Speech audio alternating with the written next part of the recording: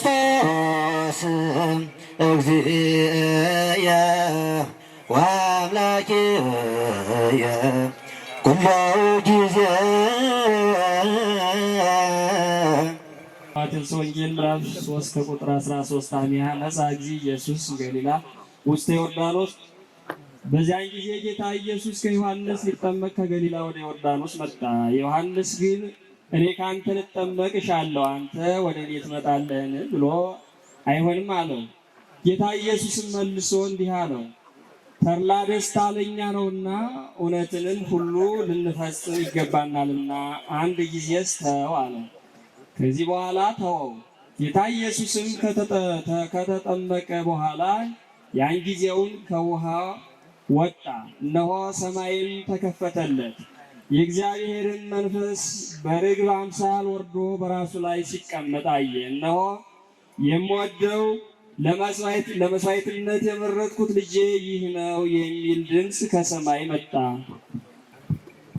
ሰማይና ምድር ያልፋል፣ ቃሌ ግን አያልፍም አለ ጌታ ለደቀ መዛሙርቱ። ወንጌል ምዕራፍ 1 ቁጥር 1 ቀዳሚሁ ለወንጌል እግዚእነ ኢየሱስ ክርስቶስ ወልደ እግዚአብሔር ሕያው።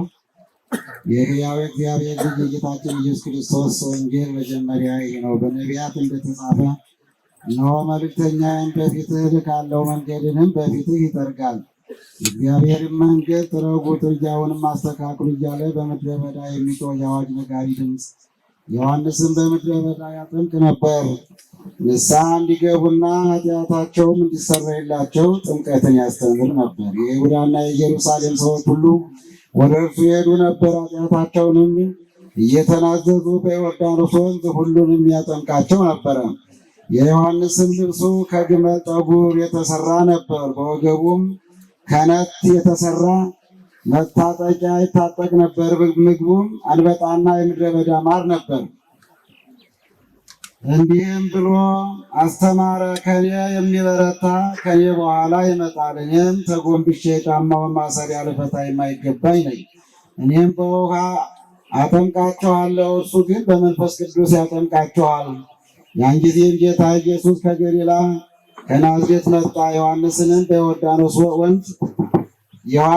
በዮርዳኖስ ወንዝ አጠመቀው። ከውሃውም በወጣ ጊዜ አየ፣ ሰማይ ተከፈተ፣ መንፈስ ቅዱስ በርግብ አምሳል ወርዶ በራሱ ላይ ተቀመጠ። ከሰማይም የምወድህ ልጄ አንተ ነህ፣ አንተን መረጥኩ የሚል ቃል መጣ። የወዝ ሰሚያ ላይ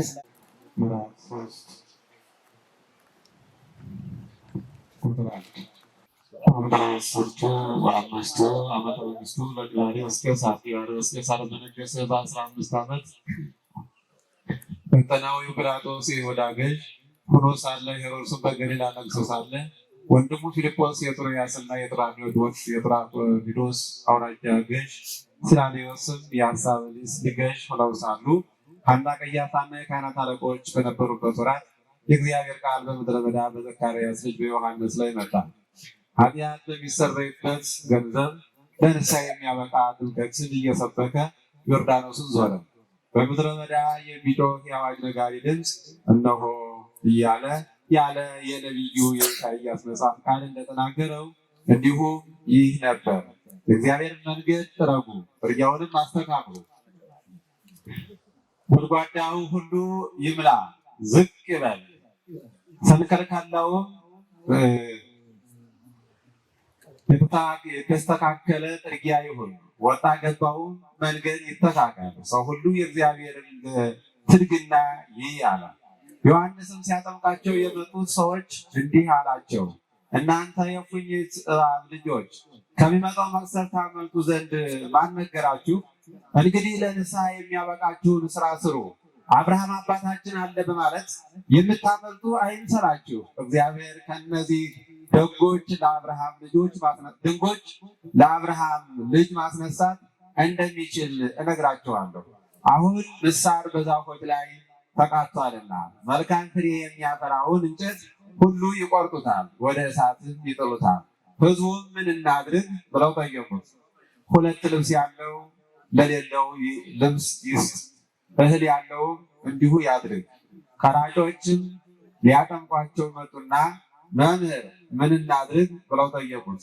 ከታዘዛችሁት አታትርፉ፣ የምታደርጉት አይኑር አላቸው።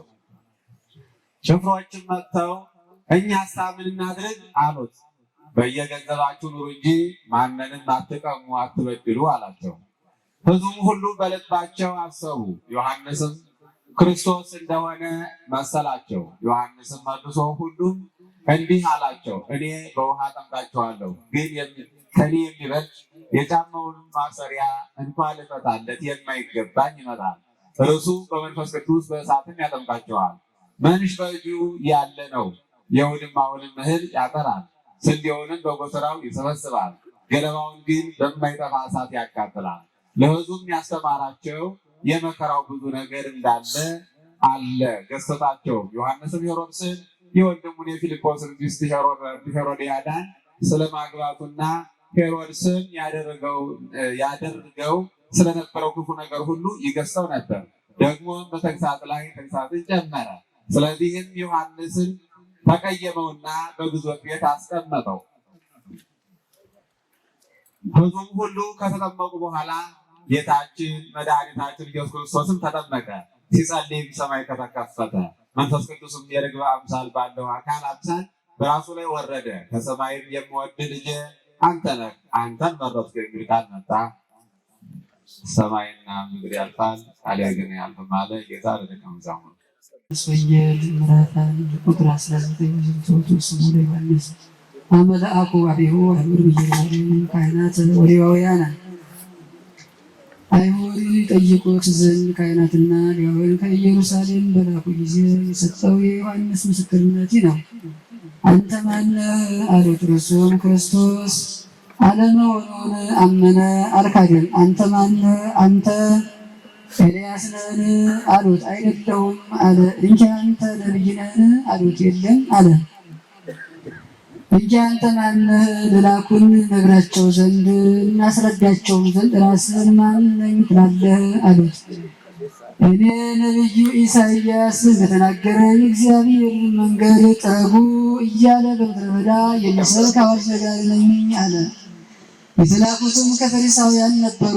እንግዲያ ክርስቶስን ካልሆን ኤልያስንም ካልሆን ነቢይንም ካልሆን ለምን ታጠምቃለህ ብለው ጠየቁት። ዮሐንስም መልሶ እንዲህ አላቸው፣ እኔ በውሃ አጠምቃችኋለሁ፣ ግን እናንተ የማታውቁት መካከላችሁ ቆሟል። ከኔ በኋላ የሚመጣው ከኔ በፊትም የነበረው የጫማውን ጠፍር ልፈታለት እንኳ የማይቻለኝ ነው። እርሱ በመንፈስ ቅዱስ በእሳት ያጠምቃችኋል። ዮሐንስ ያጠምቅበት በነበረው በዮርዳኖስ ማዶ ከቤተራራ በቢታንያ እንዲህ ሆነ። በማግስቱም ዮሐንስ ወደ እርሱ ሲመጣ አየ። ኢየሱስንም አይቶ እንዲህ አለ፣ የዓለሙን ኃጢአት የሚያስተሰርየው የእግዚአብሔር በግ እነሆ።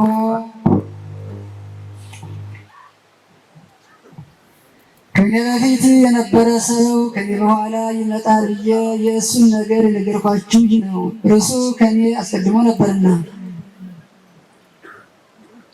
እኔ አላውቀው ነበር፣ ነገር ግን እስራኤል እንዲያውቁት ስለዚህ እኔ በውሃ ላጠምቅ መጣሁ። ዮሐንስ ምስክርነቱን ተናገረ እንዲህ ብሎ፣ መንፈስ ቅዱስ ከሰማይ ርግብ መስሎ ወርዶ በራሱ ላይ ሲቀመጥ አየሁ። እኔ የማውቀው አልነበርኩም፣ ነገር ግን በውሃ እንዳጠምቅ የላከኝ እርሱ በላዩ ላይ መንፈስ ቅዱስ ይወርዳል፣ በእርሱ ላይ ይቀመጣል። እንግዲህ መንፈስ ቅዱስ የሚያጠምቅ እርሱ ነው አለኝ። እኔ ራሴ አይቻለሁ፣ ይህም የእግዚአብሔር ልጅ እንደሆነ እኔ ምስክሩ ነኝ። በወልድ ያመነ የዘላለም ሕይወት አለው አለ ጌታ ደቀ መዛሙርቶቹ።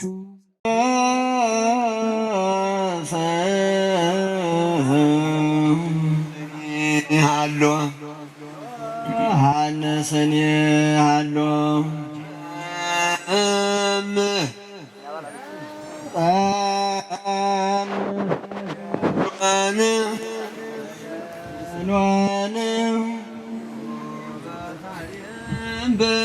በማዕዶተ እግሩ በሳሌም በማዕዶተ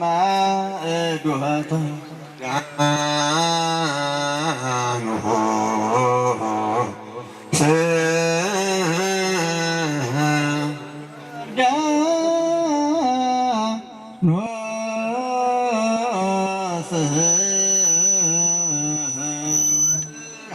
ጽድቅሰ ወብርሃነ ጽድቅሰ ውእቱ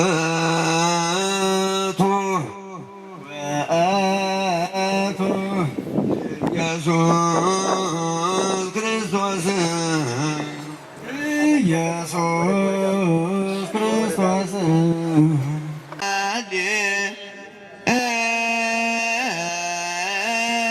ሃሌሉያ ለወልድ